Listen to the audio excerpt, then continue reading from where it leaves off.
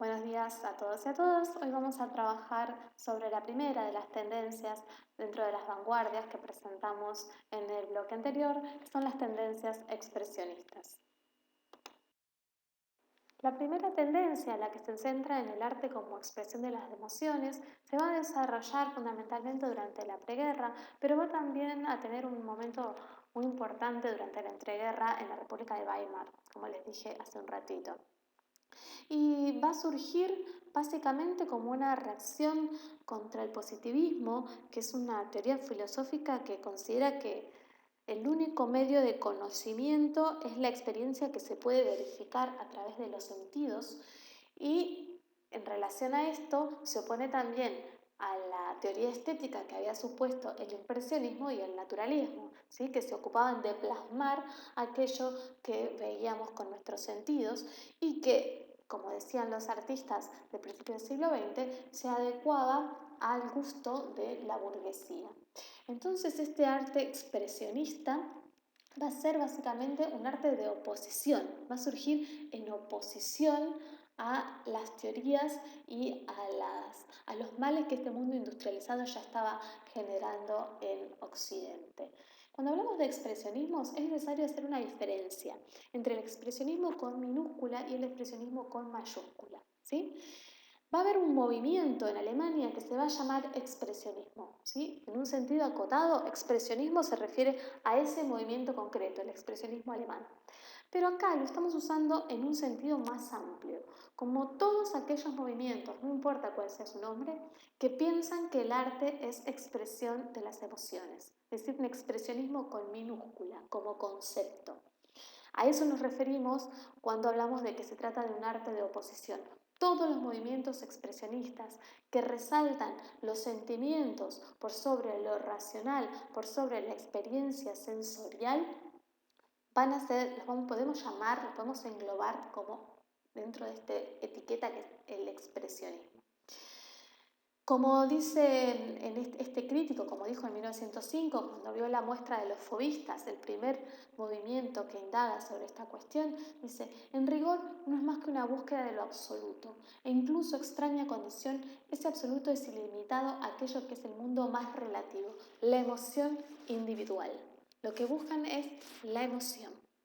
Es una idea general del arte como una necesidad interior de una individualidad particular que es la del artista. Y acá las vanguardias se muestran como herederas del romanticismo, ¿no? Porque de ese romanticismo del siglo XIX que pensaba que el artista era un sujeto individual, libre, que de alguna manera se equiparaba a la noción de genio y que tenía que manifestar su interioridad. Entonces, dentro de esta tendencia del arte o expresión de las emociones, vamos a encontrar en un primer momento dos movimientos. Uno es situado en Francia, que es el fauvismo, y otro en Alemania, que es el expresionismo alemán. El primer movimiento, entonces, en este sentido, fue el fauvismo. Fauvismo viene de la palabra fauve, que significa fieras en francés, y que fue una calificación que le dio uno de los críticos que fue a verlos y que evidentemente no les gustó porque dijo que pintaban como fieras. Y la primera exposición de este grupo de artistas fue en 1905 en el Salón de Otoño. El cuadro que estamos viendo acá, La habitación roja, es de Henri Matisse, uno de los pintores principales de este movimiento, y muestra algunas de las características principales de la pintura fauvista. En primer lugar, se trata de una obra figurativa, es decir, acá todavía tenemos figuración, podemos reconocer las figuras que aparecen representadas. Una mujer, una mesa, una frutera, una silla, una ventana, ¿sí? En segundo lugar, hay un predominio del color que es muy propio de todos los movimientos expresionistas. En la diferencia entre la línea y el color siempre tiene muchas más cualidades expresivas, mientras que la línea, el dibujo, tiene que ver más con la racionalidad, con el diseño, ¿sí? Entonces, cuando vemos este predominio de los colores en la pintura, generalmente estamos ante movimientos que están tratando de valorar lo emocional, lo expresivo. A su vez vamos a tener una particular relación entre la línea y el color. Si ustedes se fijan, no es muy claro a dónde termina la mesa y empieza la pared, ¿sí? E incluso no es muy claro dónde están esos bordes de la mesa. A esto lo podemos conocer como una independencia de la línea y del color, ¿sí? No es que la línea está marcando los bordes de los colores, sino que se están entremezclando. Desde el punto de vista del espacio, también hay algunas búsquedas que extienden lo que ya se había explorado a fines del siglo XIX y que tratan de profundizar en el tema de la bidimensionalidad del cuadro. En esto de decir, el cuadro no es tridimensional como la realidad, sino que tiene únicamente dos dimensiones, ¿sí? La altura y la base, digamos, la horizontal y la vertical. Entonces no vamos a crear una ilusión de tres dimensiones, una ilusión de profundidad como veníamos haciendo desde el Renacimiento. Vamos a respetar la idea de que el espacio del cuadro es bidimensional. Esta idea es muy importante porque se va a profundizar en todas las vanguardias. Y esto lo podemos ver con claridad en la ventana, que no estamos seguros si es una ventana o un cuadro, porque parece plano, parece que no tiene profundidad. ¿Cómo logra eso? Lo logra eliminando las sombras. Las sombras son las que dan volumen y profundidad, ¿sí? Y en este caso, Matisse está trabajando con colores más bien planos, que además muchas veces son colores arbitrarios, no corresponden a la realidad, corresponden a la lógica de la composición, de lo que él quería construir a partir del cuadro. Y por otra parte, lo que tenemos es la ruptura también con esa perspectiva geométrica que venía del Renacimiento. No hay un único punto de vista privilegiado desde el cual miramos todo, desde el cual trazamos todas las líneas que nos llevan a construir la obra, sino que hay muchos puntos de vista. Parece ser que la mesa y la silla las estamos viendo desde arriba, pero la figura femenina la estamos viendo desde el costado. Es como que son distintos puntos de vista que están confluyendo en la misma obra. Estamos analizando acá, y ténganlo en cuenta, entonces, el tipo de figuración, el trabajo sobre el espacio, la relación entre la línea y el color, los puntos de vista. Y aquí los tenemos. Es una obra figurativa en que el tema acá no es importante, por eso tema como excusa, lo usa para explorar cuestiones formales. Luego tenemos los múltiples puntos de vista de los cuales hablábamos. El aplanamiento del cuadro, la idea de que hay una tendencia a respetar la realidad bidimensional del cuadro, a romper con la idea de la profundidad. Una función estructural del color es mediante el color y no mediante el dibujo que se construye la obra, y estos fondos activos que parece que se nos vienen hacia nosotros mediante el uso de estos colores tan potentes. Y por último, la independencia de la línea y el color.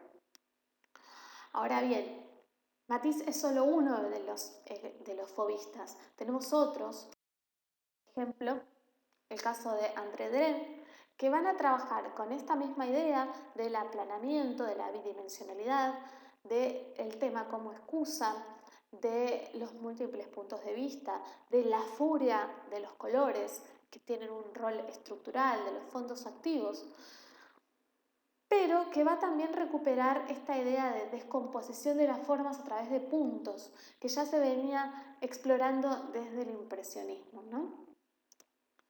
Los colores acá son arbitrarios, es decir, imagínense que el agua probablemente no fuera amarilla, sino que está usando el color para componer, con fines expresivos. La influencia impresionista que está en estos rasgos que les señalaba, y me interesa que presten atención a cómo se trabaja el tema de la bidimensionalidad, porque es una estrategia que la vamos a encontrar en muchas obras. Y tiene que ver también con el uso de los colores. La idea de poner colores más oscuros adelante y colores más cálidos atrás invierte la relación lógica de la perspectiva lineal. ¿Por qué? Porque según esta perspectiva lineal, lo que estaba más al fondo se va a ver más oscuro, porque está más lejos de nuestro rango de visión, y lo que está más cerca se va a ver más nítido y probablemente más brillante. Acá Beren invierte esto y este edificio que está detrás del puente se ve de un color mucho más claro que el puente mismo, que está más cerca. Eso hace que se aleje la construcción, se acerque la construcción y se aleje el puente, ¿sí? Son estrategias para aplanar el espacio que sin embargo no es totalmente plano porque podemos identificar que hay cosas adelante y otras atrás, ¿sí? No como va a pasar después, pero tiende a la bidimensionalidad. En Alemania también va a haber corrientes expresionistas que se van a desarrollar. Una va a ser el expresionismo alemán, que se desarrolla de manera paralela al fauvismo y que, a diferencia del fauvismo, va a centrarse en temas sociales, en criticar a la sociedad berlinesa, a esa sociedad industrial, burguesa, que ellos califican de hipócrita. Y entonces van a tematizar cosas como, por ejemplo, la prostitución, como estamos viendo en esta obra de Ernst Kirchner. La de la izquierda es de Emil Nolde. ¿Qué tienen en común? Bueno, la obra sigue siendo figurativa, aunque esta vez el tema no es una excusa, sino que es social. El color sigue siendo arbitrario. Fíjense las caras de esos hombres que son verdes, ¿sí?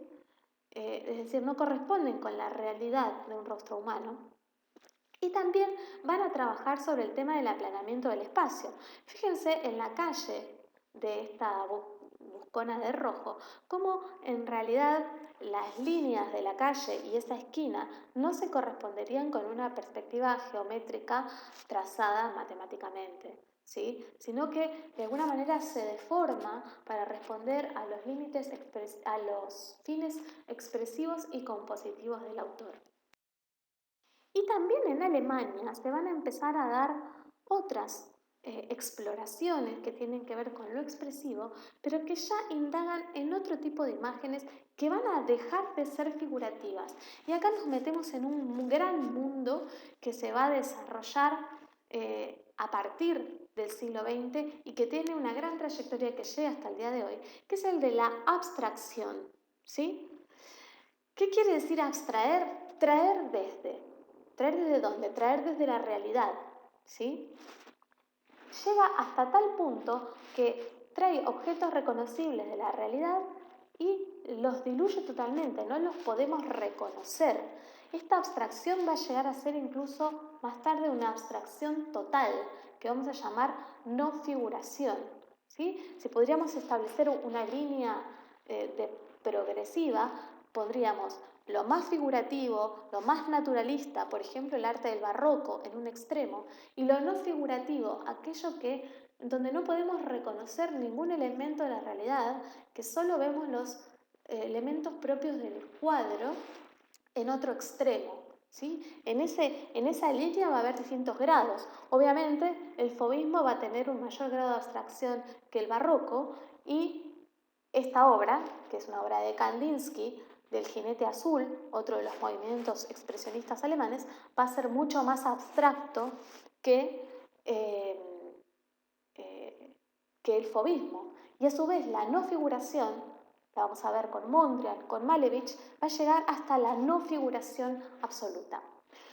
En el caso de El Jinete Azul, en el caso de Kandinsky, lo que tenemos es una composición de formas sumamente líricas. Cuando decimos líricas nos referimos a poéticas, aquello que tiene que ver con lo emocional, y que él lo trabaja mucho a partir de la técnica de la acuarela. Y lo que hace es, él piensa mucho sus cuadros, dónde va a colocar cada una de las formas y cada una de las líneas, a que ustedes piensen que no. Su pintura no es una pintura automática, es una pintura pensada previamente. Y lo que hace es buscar el equilibrio de estas formas y de estas líneas, ¿sí? Es toda una composición que tiene que ver con una lógica visual y emocional.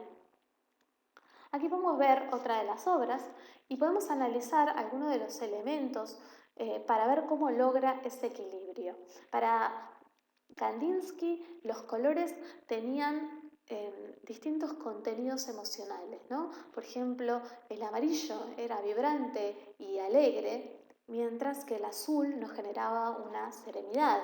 Tiene todo un libro, tiene dos libros, que se llama Sobre lo espiritual del arte y Punto y línea sobre el plano, donde desarrolla todas estas teorías que dan fundamento a su pintura. Y aquí podemos ver, y yo les propongo que luego hagan el ejercicio, cómo hay formas que se están equilibrando entre sí y líneas que se están equilibrando entre sí. Por ejemplo, toda una línea de formas azules que atraviesa de manera diagonal la obra desde el extremo izquierdo de ese círculo, pasando por esa gran forma azul que está cerca del centro y que luego se equipara con otras formas azules que están en el extremo derecho. A su vez, hay líneas que están tensionando la obra, como si fueran estas estacas de la carpa de las que les hablaba, ¿no? Que tiran de un lado y tiran del otro para que la obra resulte equilibrada. La idea del espacio es un espacio como un campo, en el sentido que las formas parece que continuaran por fuera de la obra. Esto no es lo mismo que el espacio coextenso, porque el espacio coextenso se extendía hacia adelante, hacia el lugar del espectador. La idea del espacio como campo hace que las formas se extiendan de manera bidimensional hacia los costados, o hacia arriba y hacia abajo, ¿sí? Como si el lienzo, como si la tela continuara más allá de esos márgenes. Es decir, estamos entonces ante una abstracción que es sumamente expresiva, es una abstracción lírica, ¿sí? Espiritual, evasiva, en el sentido que busca de alguna manera reconfortarse en estas experiencias emocionales, ¿sí? No pensar en la realidad como había hecho el expresionismo alemán. Y ya llegado el periodo de entreguerras, también el expresionismo se va a concretar en la arquitectura. En Alemania, sobre todo, y en Ámsterdam, se van a desarrollar movimientos expresionistas arquitectónicos, algunos de los cuales van a generar proyectos que nunca se pudieron realizar y que van a explorar sobre todo la posibilidad de los materiales.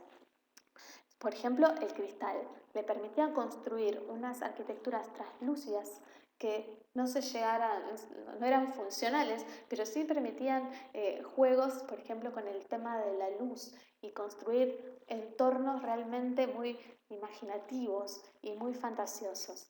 Estos proyectos tenían en común con los proyectos que efectivamente se realizaron, este carácter utópico, emancipatorio, que tenía que ver con el gobierno alemán en ese momento, que era una república socialdemócrata, la República de Weimar, que tenía una mayor afinidad con los sectores populares.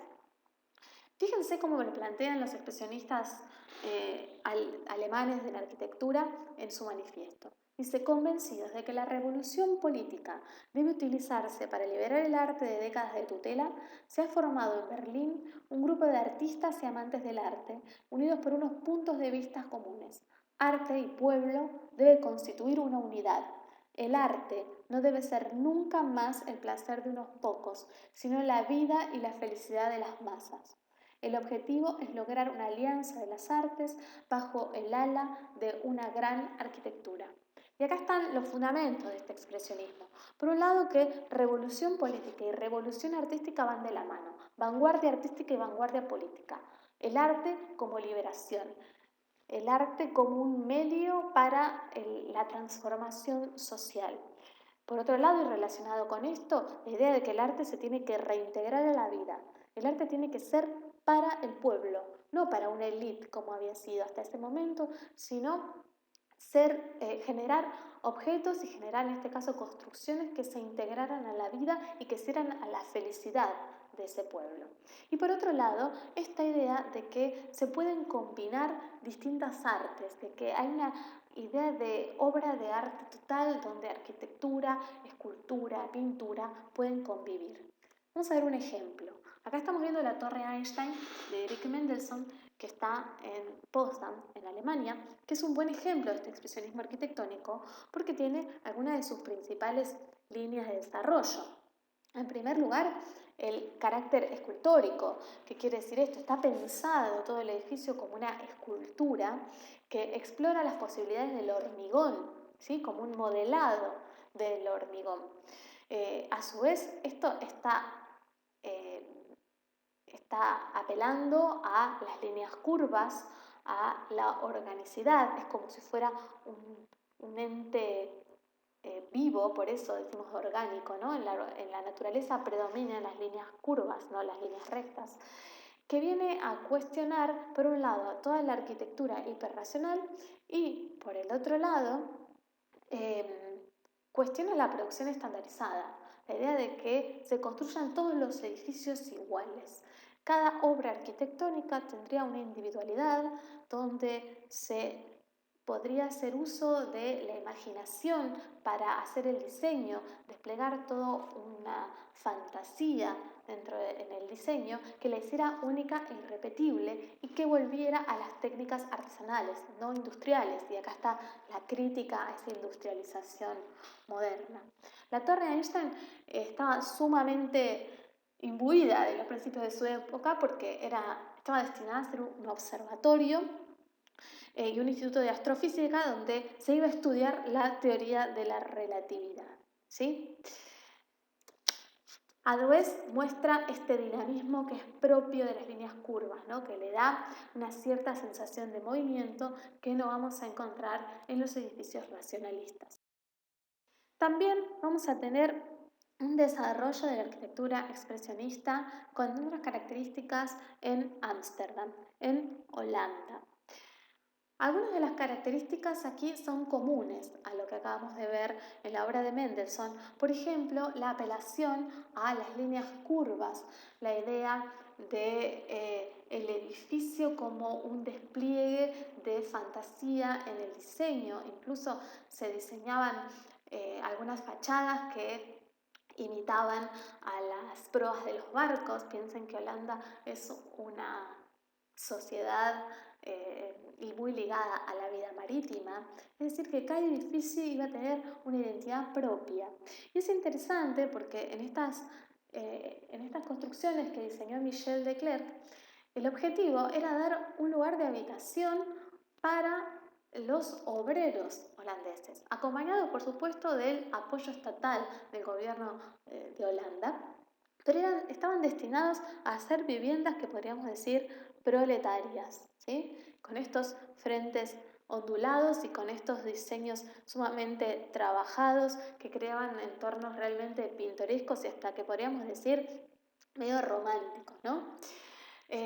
Una de las características que va a tener este expresionismo de la escuela de Ámsterdam va a ser el uso del ladrillo. El ladrillo le da calidez, ¿sí? El ladrillo es un elemento expresivo que otorga calidez a las construcciones, esta idea del ladrillo visto. Aquí tenemos estas características fundamentales que van a definir también a la escuela de Ámsterdam.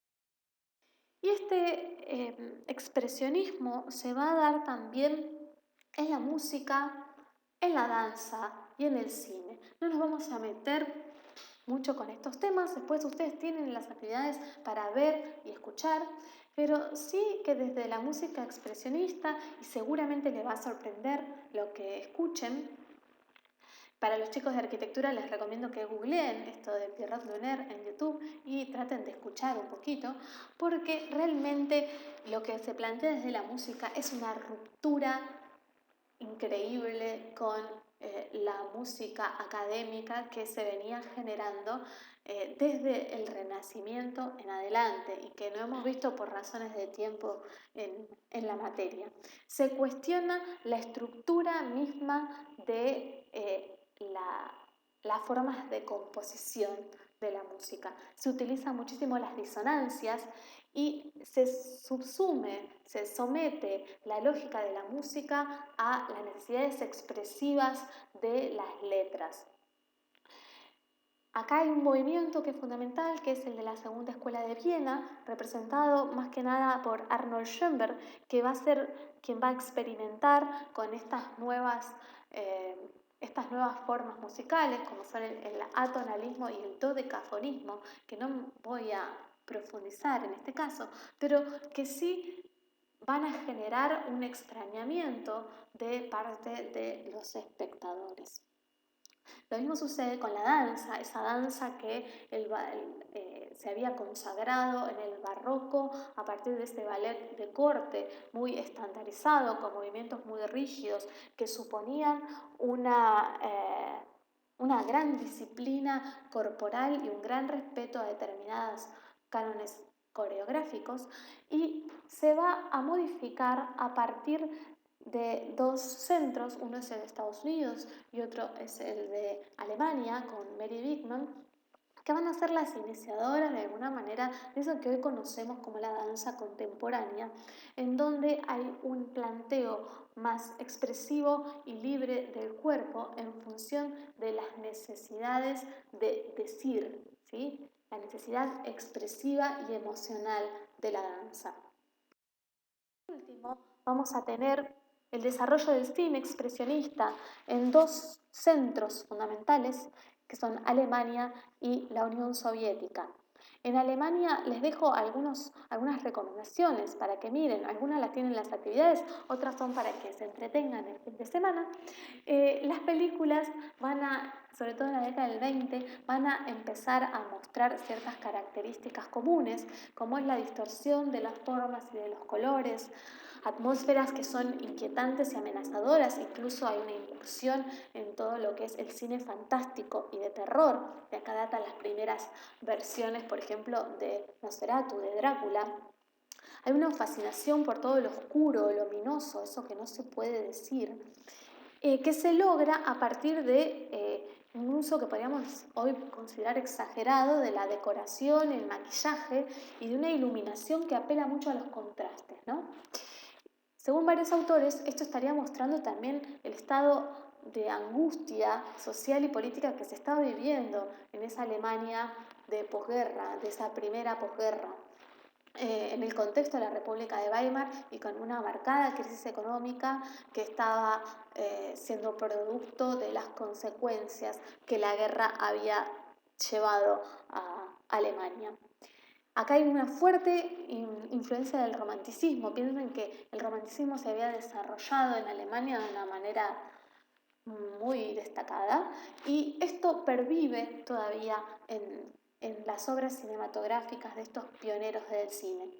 En la Unión Soviética, por su parte, muchos de estos recursos visuales van a seguir estando, pero el cine se va a poner al servicio de la revolución, ¿sí? Entonces, la obra de Sergei Eisenstein, una de las más conocidas es El acorazado Potemkin, se va a encargar de hacer una genealogía, una mitología, podríamos decir, de la revolución, narrando los hechos más importantes que habían llevado a ese nuevo régimen político. Va a ser El acorazado Potemkin, que relata la revolución de 1905, y luego va a ser Octubre, que relata la revolución del 17. Como había dicho Lenin, ahí lo ven a Lenin abajo, de todas las artes el cine es para nosotros la más importante. ¿Por qué? Porque tenía una llegada masiva, porque el protagonista del cine de la Unión Soviética, del cine soviético, son las masas. El actor colectivo más importante, a diferencia de lo que pasa en el resto de los países europeos, el actor es el actor colectivo, son las masas las que protagonizan las películas, y son las masas los espectadores en los que estaba pensando Eisenstein. A su vez, Eisenstein va a desarrollar algunas de las técnicas fotográficas cinematográficas que van a ser fundamentales para el cine del siglo XX, como van a ser el montaje, ¿no? Esta idea de que yuxtaponiendo dos imágenes diferentes voy a crear en ese continuum que es la cinta, voy a crear un contenido nuevo, ¿sí? Poniendo una junto a la otra, dos imágenes diferentes, creo un nuevo sentido. Y este montaje es la lógica visual fundamental de todo el cine y va a transformar el cine posterior.